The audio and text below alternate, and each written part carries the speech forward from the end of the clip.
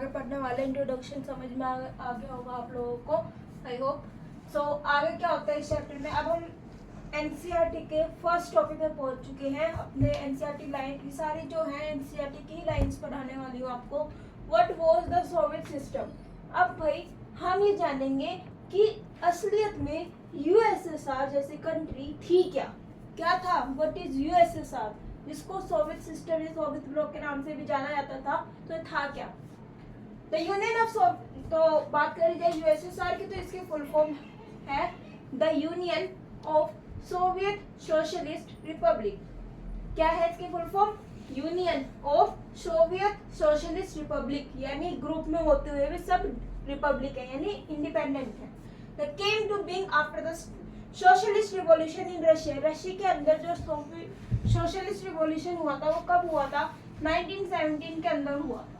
The revolution was inspired, इस revolution के दौरान बाय द आइडिया ऑफ, इसी रिवॉल्यूशन सोशलिस्ट रिवॉल्यूशन के दौरान ही सोशलिज्म का आइडिया मिला था लोगों को, एंड अपोज टू कैपिटलिज्म। और कुछ लोग किसके अपोज थे, कैपिटलिज्म। यानी जब सोशलिस्ट रिवॉल्यूशन हुआ ना, इस दौरान लोगों को सोशलिज्म का आइडिया आया था, एंड उसके अलावा कुछ लोग कैपिटलिज्म की साइड हो गए थे, यानी यूएसए के साइड हो गए थे, और कुछ सोशलिज्म के side. And the need of एलिगेटेड सोसाइटी, और उस टाइम पे ये जरूरत थी कि एक अच्छी सोसाइटी कैसी बनाई जाए। This was perhaps the biggest attempt of human history to abolish institution of private property. देखो ये हिस्ट्री का सबसे बड़ा अटेम्प्ट रहा है आज तक की, सबसे एक इतिहास बन के रह गया है ये कि प्राइवेट प्रॉपर्टी और प्राइवेट प्रॉपर्टी स्टैब्लिश करने के चक्कर में बहुत ज्यादा वॉर हुआ, and constitutionally design a society based on principle of equality. और सबसे बड़ा क्वेश्चन रहा कि एक समाज को हम, एक सोसाइटी को हम कैसे, किस प्रिंसिपल पे इक्वालिटी दे सकते हैं। क्या क्वेश्चन रहा कि कैसे समाज को हम एक प्रिंसिपल पे इक्वालिटी यानी समानता किस तरीके से लोगों के बीच में ला सकते हैं।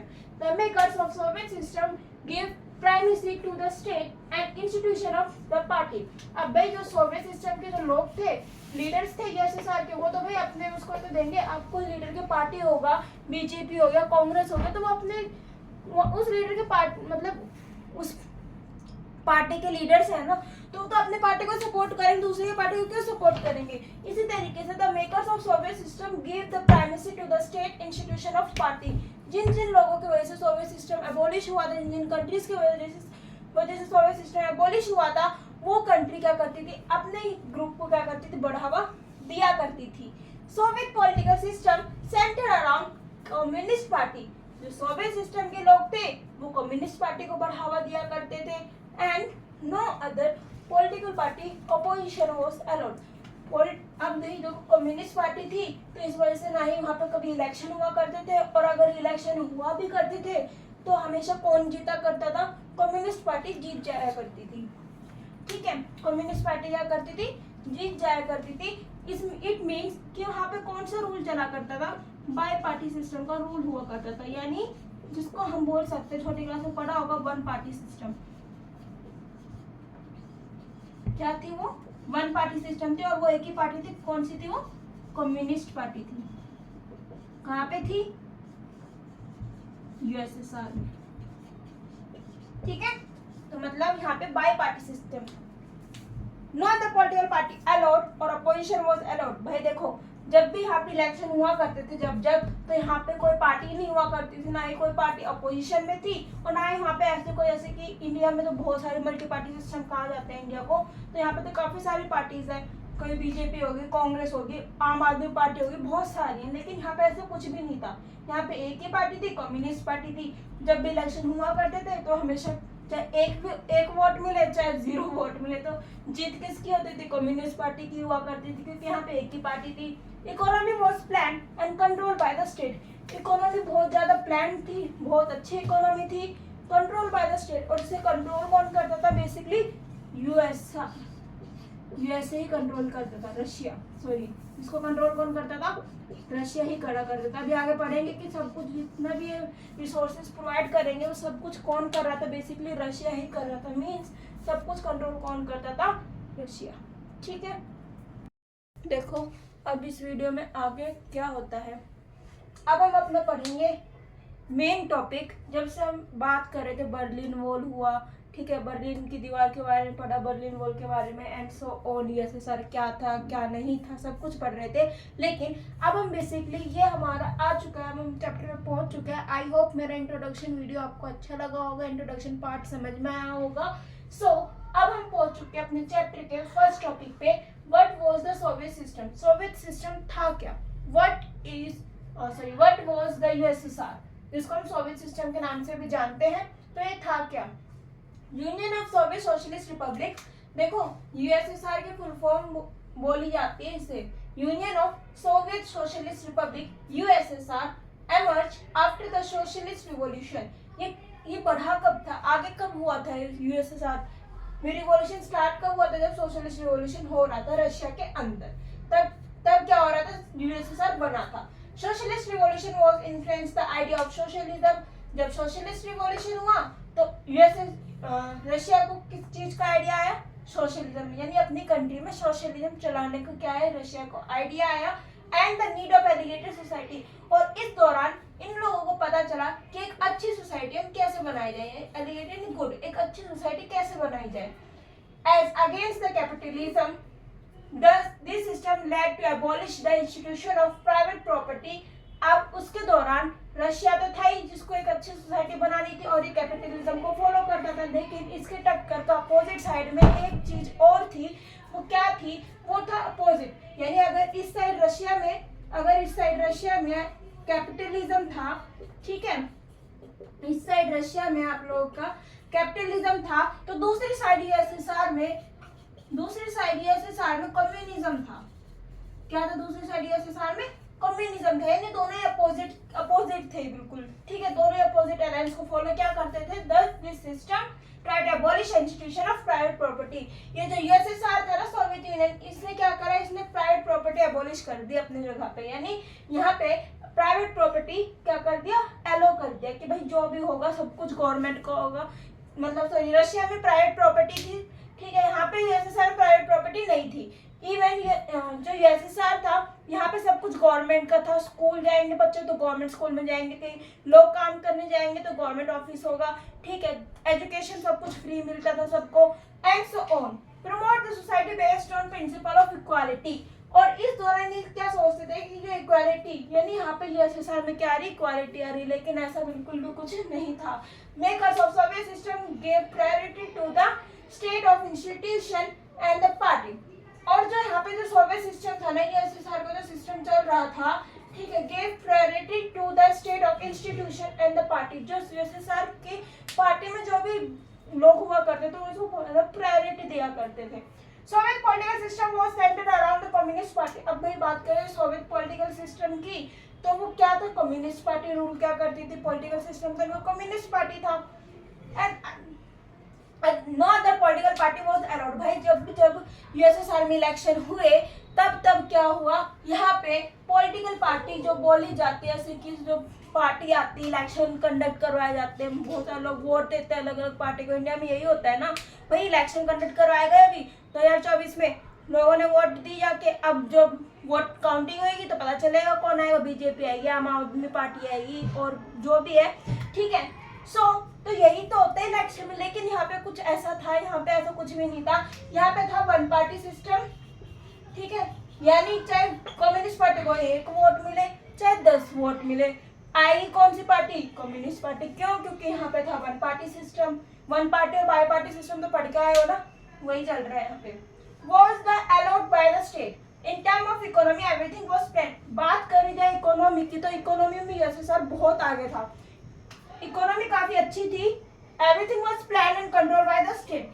पिन से लेके कार तक सब कुछ खुद बनाया करते थे, बहुत वेल प्लान स्ट्रक्चर हुआ करता था यहाँ का, कंट्रोल बाय द स्टेट। तो कौन कंट्रोल करता था, स्टेट कंट्रोल क्या करता था, यानी बात कर जाए रशिया, ठीक है, रशिया ही सब कुछ क्या करता था, कंट्रोल क्या करता था। In same political economic manner of USSR are employed in these countries and this group of countries called second world। और ये जो रशिया प्लस 14 कंट्रीज थे यूएसएसआर, रशिया प्लस 14 कंट्रीज, इनको सेकंड वर्ल्ड के नाम से भी जाना जाता था। क्या बोला जाता था, सेकंड वर्ल्ड, यानी इनको सेकंड वर्ल्ड के नाम से भी क्या बोला गया, जाना गया, ठीक है।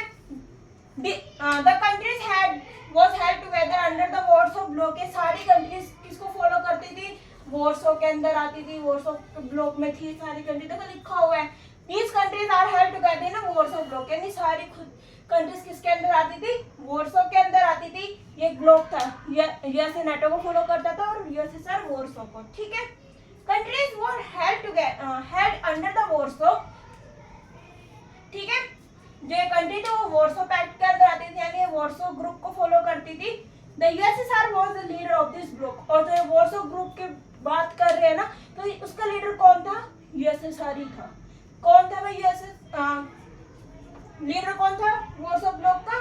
यूएसएसआर था, यानी रशिया प्लस 14 कंट्रीज इनके लीडर थे। आया समझ में?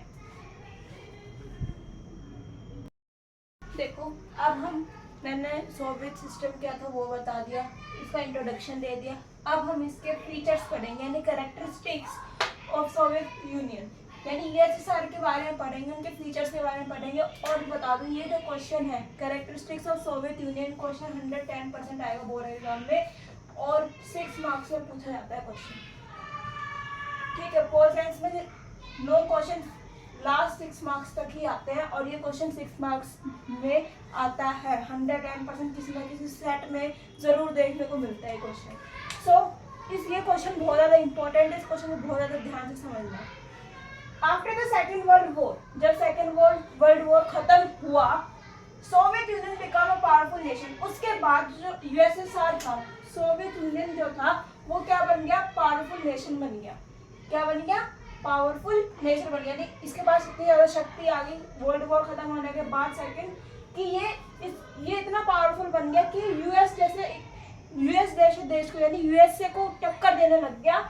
इकोनॉमी इतनी डेवलप थी यहाँ की यूएसएसआर की and compare to other nation, और खुद को दूसरे नेशन से कंपेयर करता है, ऐसे कहता है कि मेरे से ज्यादा पावरफुल तो कोई दूसरा है ही नहीं। यानी बेसिकली जो यूएसएसआर था वो खुद को किससे कंपेयर करता है? यूएसए से कंपेयर करता है। यानी दो इतने पावरफुल नेशन थे। आज के टाइम पे हम क्या देखते हैं कि भाई यूएसए बहुत ज्यादा पावरफुल है, लेकिन पहले ऐसा नहीं था। यूएसए के टक्कर के एक और कंट्री थे जो कि रशिया प्लस 14 कंट्रीज थे। अगर आज के टाइम पे वर्ल्ड मैप में देखोगे तो सारी कंट्रीज अलग अलग हो गई है, लेकिन पहले के टाइम पे सारी कंट्रीज एक ही थी, यूएसए प्लस 14 कंट्रीज। और ठीक है, रशिया प्लस 14 कंट्रीज और यूएसए के साथ क्या करती थी? टक्कर देती थी। ठीक है, it had complex communication network. इनके जो नेटवर्क थे कम्युनिकेशन के, यानी बोल सकते हैं प्रोड्यूस करने की चीज़ों को।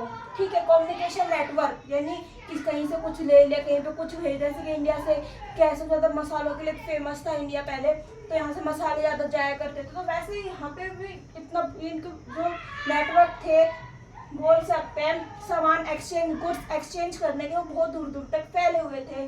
वास्ट एनर्जी रिसोर्सेज, काफ़ी अच्छे रिसोर्सेज पाए जाते थे, इंक्लूडिंग ऑयल, आयरन और स्टील। माना जाता है यहाँ पे सबसे ज़्यादा किस चीज़ की वो होती थी?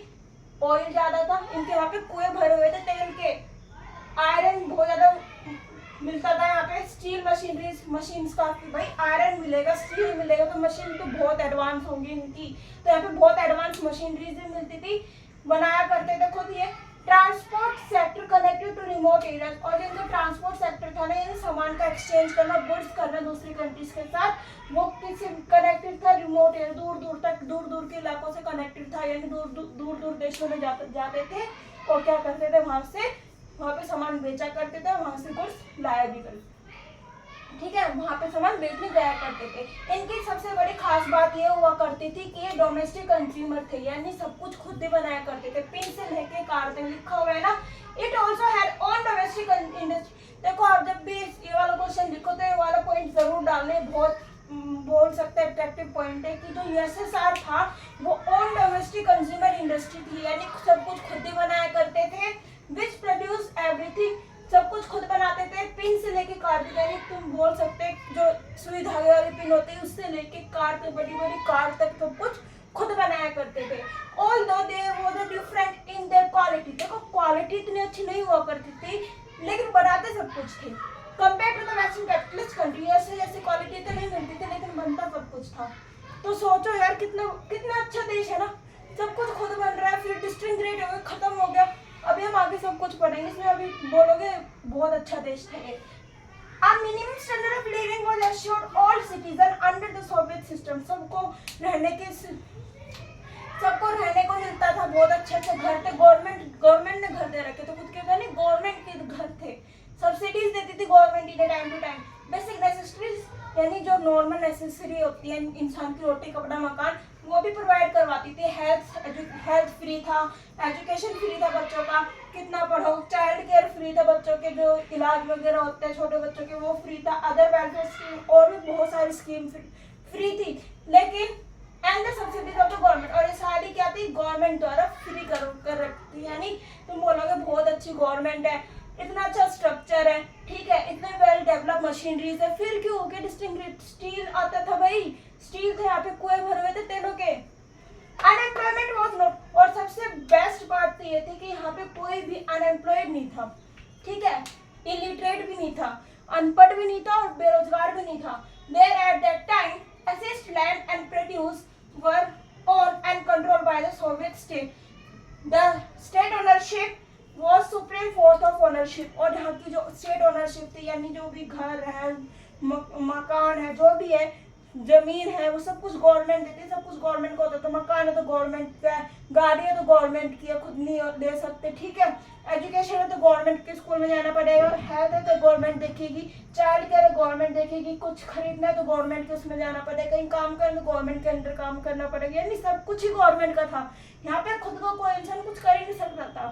जैसे इंडिया में क्या होता है भाई, इंडिया में होता है कि भाई लोगों को खुद के घर हैं, खुद बना रखे, ठीक है, गवर्नमेंट के भी हैं, गवर्नमेंट ने भी दे रखे, लेकिन लोगों के खुद के भी घर हैं। तो यहाँ पे ऐसे नहीं था, यहाँ पे सब कुछ गवर्नमेंट को हुआ करता था। तो फिर तुम सोचोगे सब कुछ तो गवर्नमेंट प्रोवाइड कर रही है, फिर क्यों हो गई इतनी अच्छी कंट्री? अभी बताऊंगी क्यों होगी डिस्टिंग्विश्ड, क्या क्या। अब भाई तुमने एक चीज सुनी होगी कि कोई इंसान के अंदर अगर अच्छाई है तो उसके अंदर कोई ना कोई कमी जरूर होती है ना। तो अब इसकी कमी भी पढ़ेंगे कि ड्रॉबैक क्या थे सोवियत सिस्टम के। देखो अब हम पहले पढ़ चुके हैं कैरेक्टरिस्टिक्स, सो अब हम पढ़ने वाले हैं भाई, पहले हमने सोवियत यूनियन की सारी अच्छाई पढ़ ली है ना। अब बेसिकली हम पढ़ने वाले हैं इसके थोड़े ड्रॉबैक्स, यानी थोड़ी कमियां।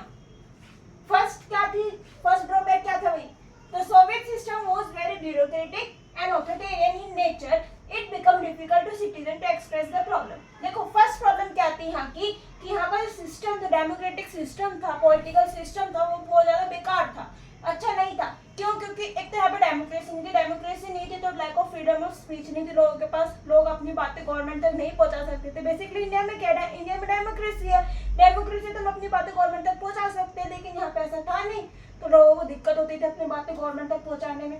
सेकंड प्रॉब्लम क्या थी, people like lack of democracy. भाई मैंने बताया ना डेमोक्रेसी नहीं था, तो इस वजह से an absence of freedom of speech, और यहाँ पे और क्या क्या राइट्स नहीं थे कि हम अपनी बातें गवर्नमेंट तक नहीं बता सकते।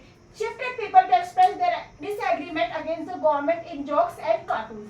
देखो यहाँ पे लोग बोल तो सकते नहीं थे गवर्नमेंट के सामने, क्योंकि गवर्नमेंट ने तो राइट ही नहीं दे रखा था। सो लोग अपनी बातें बताते कैसे थे गवर्नमेंट को, लोग अपनी बातें एक्सप्रेस करते थे by through the disagreement against the government, jokes and cartoons के थ्रू। भाई देखो कोई पेपर ले ले, उस पर अगर सपोज करो पानी चाहिए, पानी की कमी हो रही तो उस पर ड्रॉ करके बता दे कि भाई हमारे यहाँ पे पानी की कमी हो रही है, तुम पानी दे दो, ठीक है। और कोई प्रॉब्लम हो रही है तो वो एक्सप्रेस कर दी, तो वो किस थ्रू करते थे, कार्टून्स के थ्रू या जोक्स के थ्रू, ठीक है।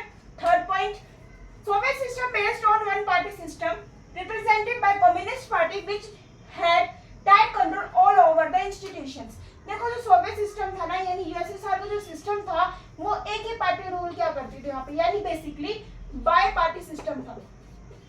10th में पढ़ा होगा multi party bi party system, political science में 9th 10th में, तो वही चीज कहीं ना कहीं घुमा फिरा के कहीं ना कहीं आ जाती है। देखो यहाँ पे क्या है, सोवियत सिस्टम क्या था, एक ही पार्टी रूल क्या करती थी, वो कौन सी पार्टी थी, कम्युनिस्ट पार्टी थी, which had tight control all over the institution, जिसने पूरे यूएसएसआर पे बहुत ज्यादा क्या कर रखा था, टाइट कंट्रोल था, ठीक है, यानी कब्जा कर रखा था, बहुत ज्यादा क्या कर रखा था, कब्जा किया हुआ था, यानी बहुत ज्यादा टाइट कंट्रोल था, ठीक है।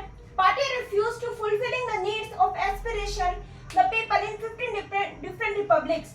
देखो जो ये पार्टी थी कम्युनिस्ट पार्टी, लोगों की बात सुना करती थी, उनकी फुलफिल यानी उनको जो भी जरूरत हुआ करती थी वो पूरा करा करती थी 15 कंट्रीज की to manage their own affairs. अब भाई कभी अब घर में भाई बहन होते हैं वो भी झगड़ लेते हैं, है ना, लड़ाई होती है, तो वैसे इनकी भी लड़ाई हुआ करती थी 15 रिपब्लिक्स की, ठीक है। जिस वजह से जब इनकी लड़ाई हुआ करती थी तो ये आपस में सुलेट लेते थे, भाई हम आपस में सुलेट लेते हैं, बाहर तक हवा नहीं जानी चाहिए, यानी दूसरे कंट्रीज को नहीं पता चलना चाहिए कि हम इतना बड़ा group Soviet country Soviet block का हम लड़ रहे हैं, ठीक है, वॉर हमारे यानी वॉर हो रहा है हमारे बीच में। तो ये जो भी होता था वॉर वगैरह की सिचुएशन तक नहीं पहुंचाते थे, आपस में अपनी प्रॉब्लम सोल्व आउट कर लिया करते थे।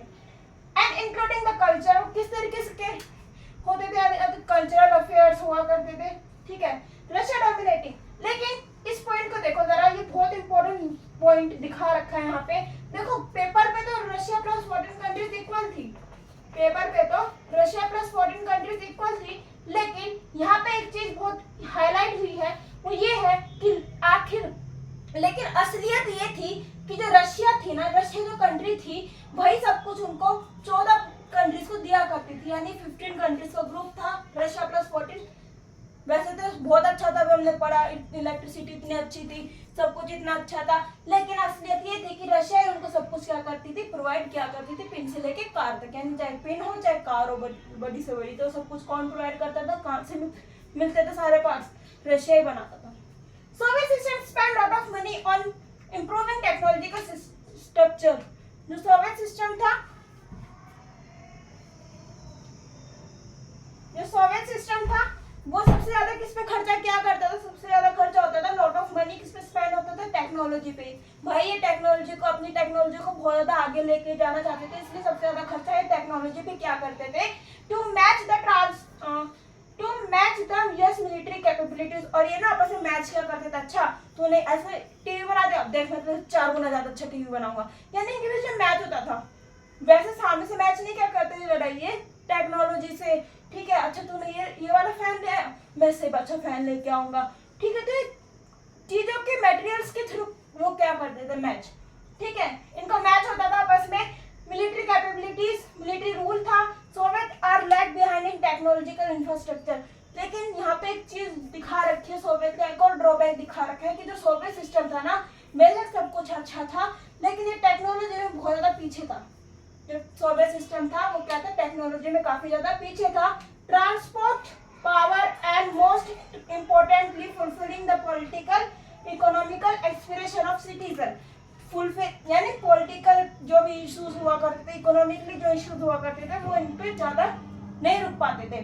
Soviet system weekend after Afghanistan invention. देखो जब अफगानिस्तान में जब इन्वेंशन हुआ ना, लड़ाई हुई, तो उस वक्त जो सोवियत सिस्टम ने जो भी लगाया, उनके हेल्प करी अफगानिस्तान की 1979 में, ठीक है, जब युद्ध हुआ, due to the shortage of consumer. तो यहाँ पे क्या हुआ भाई, सोवियत यूनियन में क्या हुआ, ये जब हेल्प करने गए अफगानिस्तान की, तो क्या हुआ यहाँ पे, अब भाई वॉर में कितना पैसा लग जाए किसी को कोई अंदाजा नहीं। इन्होंने उस टाइम पे वॉर में वॉर करते करते इन्होंने उस टाइम पे इतना पैसा लगा दिया था कि यहाँ पे आप देखो कितनी अच्छी कंट्री, सब कुछ इतना सब्सिडीज वगैरह प्रोवाइड करवा रही थी गवर्नमेंट। अब यहाँ पे खाने के दिन लाले हो गए थे, यानी यहाँ पे फूड इम्पोर्ट होने लग गया था भाई, दूसरे कंट्री से फूड लेके आया करते थे, इतने मतलब गरीबी आ गई थी, इतनी जीडीपी डाउन हो गई थी इनकी।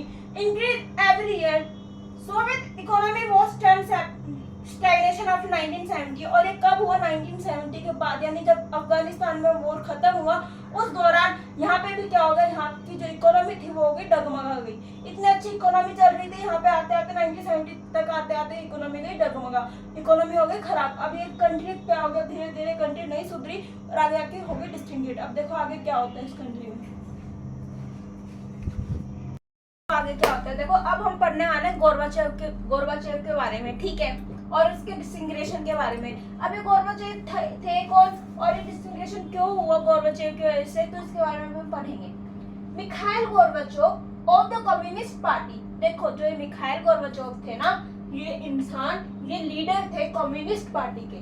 कौन सी पार्टी के लीडर थे, कम्युनिस्ट पार्टी के। कम्युनिस्ट पार्टी कहाँ थी, यूएसएसआर में थी, ठीक है। Of Soviet union become general secretary. क्या थे, जनरल सेक्रेटरी थे कम्युनिस्ट पार्टी के लीडर, ठीक है, सोवियत यूनियन के। कब बने थे ये? 1985 में। He favored reforms in this system as it would keep USSR ahead from the Western power. ये क्या करना चाहते थे? ये यूएसएसआर को सुधारना चाहते थे, यानी इसको ठीक करना चाहते थे, वेस्टर्न पावर्स की तरह बदलना चाहते थे। The reforms were also necessary to keep the USSR abreast. Reforms लाने यूएसएसआर में इसलिए जरूरी हो गए थे, क्यों? ताकि यूएसएसआर क्या हो, एब्रीस्ट यानी अपडेट हो, जैसे फोन अपडेट होते हैं ना, वैसे ही क्या हो, यूएसएसआर भी क्या हो जाए, अपडेट हो जाए, डेवलप हो जाए। Of the information and technological revolution. लेकिन क्या हो रहा था, वेस्ट की साइड क्या चल रहा था भाई, टेक्नोलॉजिकल रिवॉल्यूशन। नहीं मैं तेरे से अच्छी टेक्नोलॉजी बना सकता हूँ, नहीं मैं तुमसे अच्छी टेक्नोलॉजी बना सकता हूँ, बस यही सब चल रहा था। This decision to maintain the normal relation with the West democratized and reforms the Soviet Union had some other effects. लेकिन ये क्या चाहते थे भाई, ये रिलेशन सुधारना चाहते थे। क्या चाहते थे? रिलेशन सुधारना चाहते थे, लेकिन ऐसा कुछ भी नहीं हुआ। इसका बहुत ज्यादा उल्टा प्रभाव पड़ गया। क्या हुआ? उल्टा प्रभाव पड़ गया वेस्ट पे। कैसे भाई? फर्स्ट क्राइसिस चलाए, फर्स्ट क्राइसिस आए, क्राइसिस इन सोशलिस्ट ब्लॉक। क्या क्राइसिस है? सोशलिस्ट ब्लॉक के क्या है? क्राइसिस आ गए सोशलिस्ट ब्लॉक में। People in many eastern European countries, जो ईस्ट यूरोपियन साइड की जो कंट्रीज थी, which were part of the Soviet bloc, जो कि सोवियत ब्लॉक का हिस्सा थी, started protest against their own government and USSR. उन्होंने क्या करना स्टार्ट कर दिया?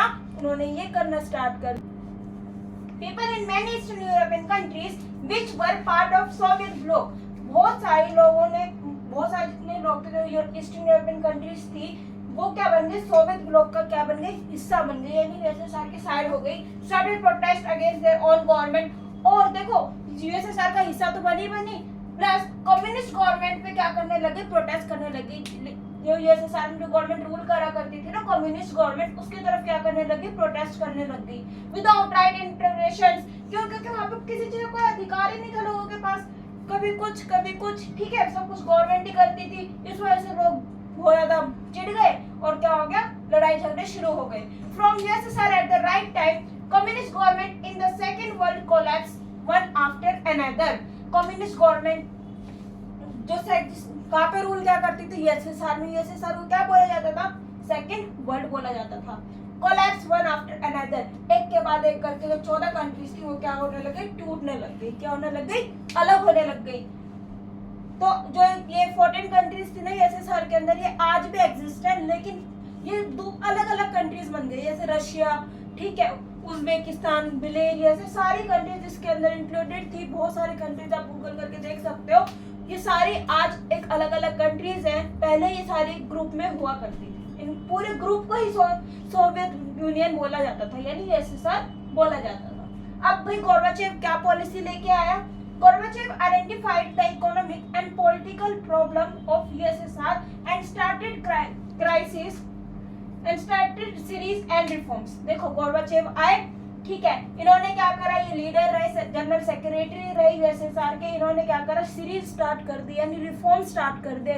यूएसएसआर के हालात देखते हुए क्या कर दिया?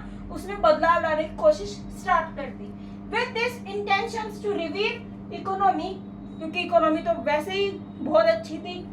Many communist leaders opposed these reforms, लेकिन जब गोर्बाचेव ने रिफॉर्म स्टार्ट करे ना, तो बहुत सारे जो लीडर थे ना कम्युनिस्ट पार्टी के, वो क्या हो गए? गोर्बाचेव पे उल्टा सीधा अंजाम लगाने लग गए, यानी गोर्बाचेव को ही गलत बताने लग गए।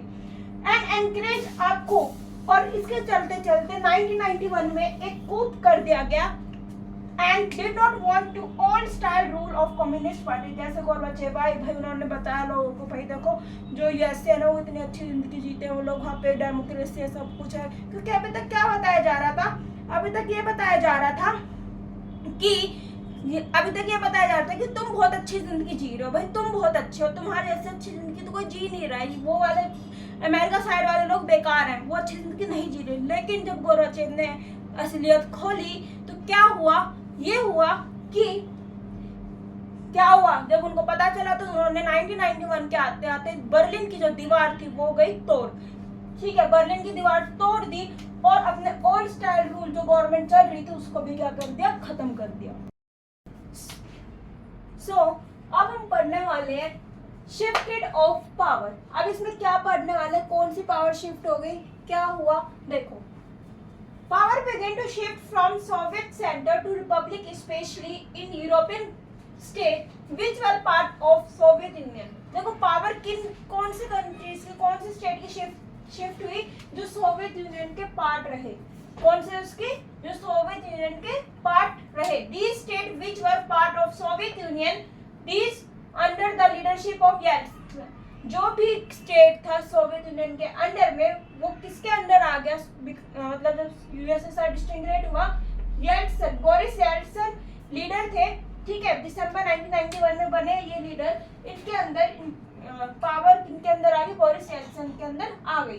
Republic like the Russia, Ukraine, Belarus. देखो ये क्वेश्चन पूछा जा सकता है कि ऐसे पहले 3 रिपब्लिक कौन से थे जिन्होंने डिसइंटीग्रेशन डिक्लेयर कर दिया था. तो फर्स्ट था हमारा Russia, Ukraine and third one which is Belarus. इन्होंने क्या किया था, इन्होंने बोल दिया था, इनके पास सबसे ज्यादा पावर थी. पहली बात तो जो यूएसएसआर जितने भी ग्रुप रहा, इनके पास सबसे ज्यादा पावर रही. And declare Soviet Union was disband. यही 3 कंट्री थी जिन्होंने सबसे पहले क्या बोला था कि जो सोवियत यूनियन है वो टूट गया. डिसबैंड यानी टूटना. Communist Party of Soviet Union was banded. तो मतलब यूएसएसआर टूट गया तो कम्युनिस्ट रूल भी गया. ठीक है. The disintegration of USSR led to the formation of CIS. देखो ठीक है, यूएसएसआर टूटा, लेकिन बाद में जाके इन लोगों ने क्या फॉर्म करा, CIS फॉर्म कर दिया. यानी एक और ऑर्गेनाइजेशन बनाई जिसका नाम रखा कॉमनवेल्थ ऑफ इंडिपेंडेंट स्टेट. यानी जो 14 कंट्रीज है ना, वे सारी अलग अलग हो गई हैं. ये इन्होंने ऑर्गेनाइजेशन बनाया कि भाई साल में एक बार आके हम बैठ के यहाँ पे बातचीत कर लिया करेंगे. तो इन्होंने CIS फॉर्म किया, commonwealth of independent state is a regional organisation. और एक कब फॉर्म किया गया, 8 दिसंबर 1991 के अंदर ये फॉर्म हुआ. कब हुआ, 8 दिसंबर 1991 के अंदर फॉर्म हुआ. At present there are total 12 state. देखो अगर आपसे पूछा जाए ना CIS में प्रेजेंट में कितने स्टेट्स हैं, तो टोटल 12 स्टेट्स हैं. Armenia, Azerbaijan, Belarus, Kazakhstan, Moldova, Russia, Tajikistan, Uzbekistan और 2 एसोसिएटेड स्टेट रहे हैं. ऑब्जर्वर्स, एक एसोसिएटेड है और 2 ऑब्जर्वर स्टेट रहे हैं. एसोसिएटेड स्टेट है अफगानिस्तान, ऑब्जर्वर स्टेट है मंगोलिया. ठीक है. CIS promotes of its member in field of trade, finance, law making etcetera. जो CIS है ये बढ़ावा देता था, किस चीज को बढ़ावा देता था अपने मेंबर्स को, किस चीज में बढ़ावा देता था अपने लोगों को, इन फील्ड ऑफ ट्रेड. यानी ट्रेडिंग में जब दूसरी कंट्रीज के साथ ट्रेड कर रहे हो, लॉ मेकिंग कोई कानून बन रहा हो, फाइनेंस में भाई जो फाइनेंशियल कोई कंट्री अगर डगमगा रही है फाइनेंस के काम नहीं करो में, तो उसको सपोर्ट क्या करता था CIS. Between 1989 to 1991 every nation in eastern block was open almost overnight. जब ये बनाया गया ना 1989 से 1991 में, जब तक ये 3 साल, हर ब्लॉक ईस्ट का, सोवियत यूनियन का हर ब्लॉक ऑलमोस्ट पूरी रात वहाँ पे खुला रहता था. ठीक है. आफ्टर डिसइंटीग्रेशन 1991 में, यानी जब यूएसएसआर टूटा तो क्या हो गया, सारी कंट्री अलग हो गई, बहुत अजीब से माहौल हो गया, लोग सोया नहीं करते थे. Between 1989 and 1991 every nation eastern and central, होता है ना कि भाई अरे यार अभी तक तो इतना अच्छे पूरा ब्लॉक था हमारा, अचानक से टूट गया, इतना प्रेशर आता है, इतना तो मतलब शौक लगता है. वही इनको लगा. Europe and competitive parliamentary elections. उसके बाद 1989 से 1991 के बीच में पार्लियामेंट्री इलेक्शन करवाए गए. ठीक है. And for the first time in decade, पूरे जितने भी थे तो उसमें पहली बार ये इलेक्शन हुए थे, पार्लियामेंट्री इलेक्शन रशिया के अंदर. Give political and civil rights, लोगों को अधिकार दिए गए, सिविल राइट, पॉलिटिकल अधिकार, सामाजिक अधिकार मिले. And as well as organisation held first time free and open election. और जब से पार्लियामेंट्री पॉलिटिकल आई, जब से क्या होने लगे, यहाँ पे फ्री एंड फेयर इलेक्शन हुए. सो आई होप आपको मेरी वीडियो अच्छी लगी होगी. आई होप आपको मेरी वीडियो अच्छी लगी होगी. वीडियो अच्छी लगी है तो वीडियो को लाइक कर देना, चैनल को सब्सक्राइब कर देना, बेल आइकन को ऑन करके ऑल कर देना. अभी इसका एक एडिशनल टॉपिक और रह गया अरब स्प्रिंग के ऊपर, और 1-2 छोटे मोटे टॉपिक और एडिशन में, वो मैं जल्दी लेके आऊंगी वीडियो. तब तक इस वीडियो को एंजॉय करो, ज़्यादा से ज़्यादा शेयर करो, वीडियो को लाइक करो. मिलते हैं मैं जल्दी एक नई वीडियो के साथ. Have a nice day.